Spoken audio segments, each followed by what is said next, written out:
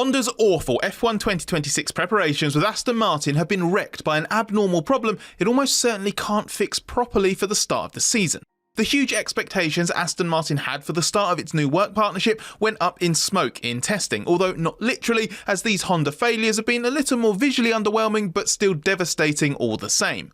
Honda and Aston Martin had an awful start to 2026, riddled with engine issues that drastically limited its pre-season mileage. The car and engine only ran briefly in Barcelona, and the situation got worse across 2 weeks in Bahrain, including a final day in which it only managed 6 untimed laps. This was miles off what Honda targeted and needed, and its project leaders have now admitted to being dissatisfied with both reliability and performance after suffering a number of issues, the most severe of which relates to the battery. Honda observed what it calls abnormal vibrations that cause damage to the battery. It noticed that the battery pack is being violently shaken because the structure it's attached to is vibrating more severely than what was foreseen in off-track development work before on-track testing began. The really worrying thing is Honda doesn't know why that's happening. It's investigating a combination of factors that likely cause these vibrations to emerge and is running virtual track testing at its Sakura R&D facility with a chassis, engine and gearbox combined, but is yet to pinpoint the root cause. This is making things harder to fix. Multiple linked factors mean Honda doesn't know if targeting one potential problem area will solve it, and that means it could take longer to properly address. Together with Aston Martin, Honda's assessing what countermeasures can be implemented on both the car and engine side,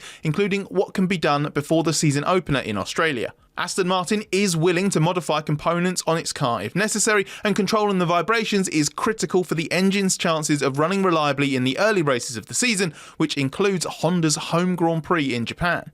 No wonder Honda Racing Corporation President Koji Watanabe says the wall we face as a result of these tests is certainly a high one. The countermeasures being considered are not related to what has to be homologated on the engine.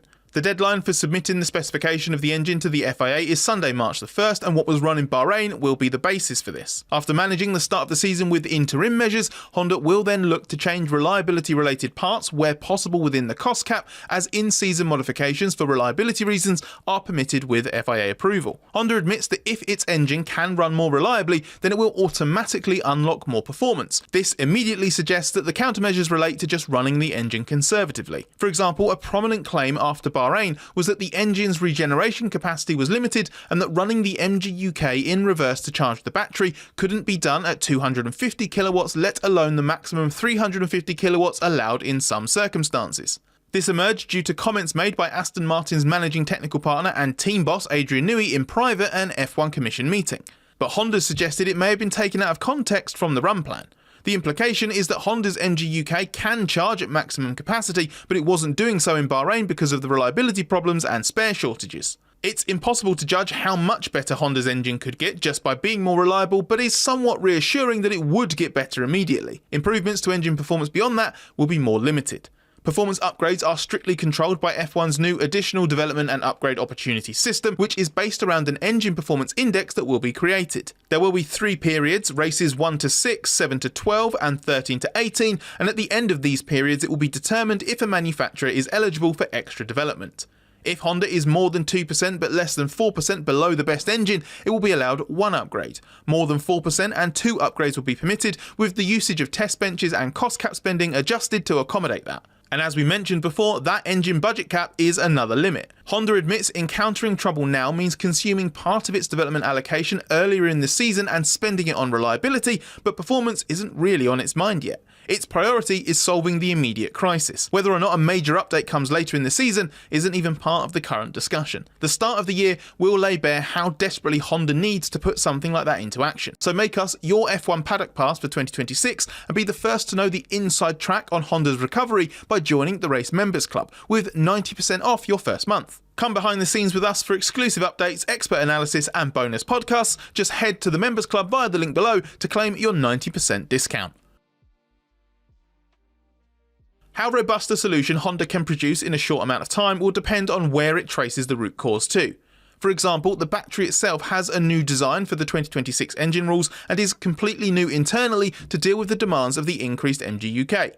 Instead of a single, longer and flatter shape like before, the 2026 Honda design splits the battery and control electronics into 2 tiers, which seems to be even more aggressive than what's demanded by the new rules, requiring the battery to be contained within the survival cell. Honda has previously said that a desire from Aston Martin to make the overall engine length shorter and more compact prompted revisions to most of the engine's peripheral equipment and how it is integrated into the car, although the design of the engine itself didn't have to be changed. This is just a theory, but if that's got anything to do with what's causing the battery to be shaken so badly, how easy could that be to fix? It's really hard at the moment not to draw parallels between what's happening and Honda's last F1 disaster with McLaren a decade ago. Honda clearly reacted to demands from Aston Martin and Newey in changing parts of its engine integration in the last 12 months.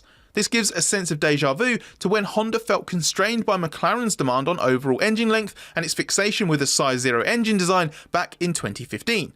And this didn't end well.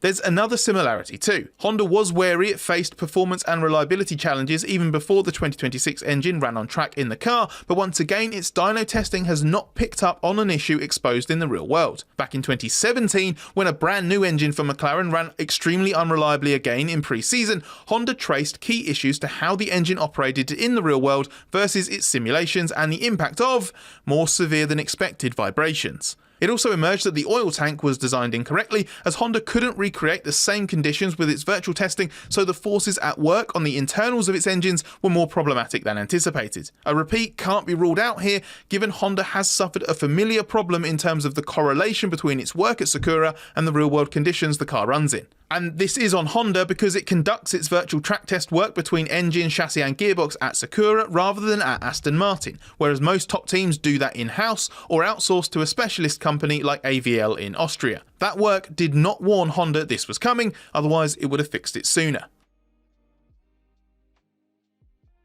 The McLaren 2017 comparison is not necessarily all doom and gloom for Honda and Aston Martin, as long as they aren't banking on this being turned around completely in one season. That year was a major step backwards for Honda from a more respectable 2016 because of a huge change to the engine architecture that was required to address a clear performance limitation. Reliability was so poor and performance targets repeatedly missed across 2017 that the McLaren relationship ultimately collapsed that season. But the major architectural change that created this fragility had a lot of potential. It was actually the right decision and became the foundation of the reset Honda would get with Red Bull and first the Toro Rosso team in 2018. Once the reliability problems were unpicked and the environment shifted from a politically toxic McLaren to an out of the spotlight and more helpful Toro Rosso, it became quickly apparent that Honda had a reasonable base. From there, progress built year on year into a race-winning and ultimately championship-winning engine. And there's the silver lining. Honda's been here before and climbed out of the hole. Of course, there is the small matter that it took years even from 2017, so applying the exact same timeline from now means the engine being capable of occasional wins in 2028,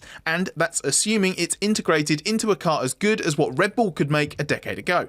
Plus, the recovery is harder now. There's a cost cap, greater dyno restrictions, and only limited upgrade opportunities due to homologation rules. There are also going to be time pressures. Prolonged underperformance is not going to be tolerated at Aston Martin, given Chairman Lawrence Stroll has spared no expense, yet has a miserable return on his investment so far. There's bound to be a gap between what kind of progress Aston Martin initially demands and what Honda can deliver. Even if there is low-hanging fruit, climbing from where Honda is now to a midfield baseline by the second half of 2026 would represent significant progress. A podium contending package within 1 year would require an extraordinary turnaround. Aston Martin and Honda have to be a lot more pragmatic, and it all starts with finding a way to simply finish the season opener.